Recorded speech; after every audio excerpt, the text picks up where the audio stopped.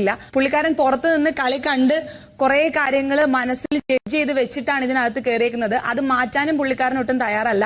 പിന്നെ നിലപാടില്ലാന്ന് എനിക്ക് തോന്നി. പിന്നെ പുള്ളിക്ക് ഒരു ഹുങ്കുള്ളതായിട്ട് എനിക്ക് ഫീൽ ചെയ്തു. ഞാനെന്ന ഭാവം, അതാണ് ഇതാണെന്നുള്ളത്, അത് ഒരുത്തിനും ഞാൻ വിട്ടുകൊടുക്കൂല, അത് എനിക്കുള്ളതാണെന്നുള്ളൊരു ഭാവം ഉള്ളതായിട്ട് എനിക്ക് ഫീൽ ചെയ്തു. കാര്യം വേറൊന്നുമല്ല, ആള് നല്ല സ്മാർട്ടാണ്, ചില സമയത്ത് ഓവർ സ്മാർട്ടാണ്. അതാണ് ഞാൻ കാരണം കൂടെ പറയണം. ഞാൻ കണ്ടതിൽ വെച്ച് പുള്ളി ഭയങ്കര മാനിപ്പുലേറ്റർ ആണ്. പുള്ളിയുടെ കഴിവായിരിക്കും മാനിപ്പുലേറ്റ് ചെയ്യുന്നത് ഞാൻ കാണുന്നുണ്ട്. അടിച്ച് പിരിക്കാൻ പറ്റുന്നതൊക്കെ മാക്സിമം അടിച്ച് പിരിച്ച് രണ്ട് വഴിക്കാക്കാനുള്ള കഴിവ് കാണുന്നുണ്ട്. പക്ഷെ കുറച്ചൊക്കെ ഒന്ന് കുറയ്ക്കാം. മാനിപ്പുലേഷൻ ആണ്. സിബിന് ഭയങ്കര ടോക്ക് ചെയ്യാനുള്ള നല്ല കഴിവുണ്ട്. ആൾക്കാരോട് സംസാരിച്ച് അവരോട് ഇല്ലാത്ത കാര്യങ്ങൾ വരെ അയാൾ ഒരു സ്റ്റേറ്റ്മെന്റ് വെക്കും, അതിനൊരു എക്സ്പ്ലനേഷൻസ് ഇതുവരെ പറഞ്ഞു കേട്ടിട്ടില്ല. അത് അടിച്ച് കുറെ സ്ഥലത്ത് മാറിയിരുന്ന് പറഞ്ഞ് അവരെ മാനിപ്പുലേറ്റ് ചെയ്യാനുള്ള ഭയങ്കര കഴിവാണ്. ഞാൻ മരുന്ന് ആൾക്ക് ഇതൊക്കെ ഇത്തിരി കൊടുക്കുന്നുള്ളൂ.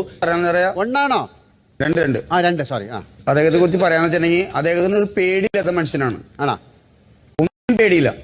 കാരണം അദ്ദേഹത്തിന്റെ കണ്ണുകളിൽ നമുക്ക് കാണാൻ പറ്റും. കാരണം എത്ര പേര് നോമിനേറ്റ് ചെയ്ത് മുഖത്ത് വരച്ചു കൊടുത്തിട്ടും അദ്ദേഹം നിവൃത്തി നിൽക്കുക. ഇവിടെ എല്ലാവരും പുള്ളി പറഞ്ഞ സ്റ്റേറ്റ്മെന്റിനെതിരെ പുള്ളിയുടെ മേത്തേക്ക് കയറിയിട്ടും പുള്ളി അവിടെ നിൽക്കുക.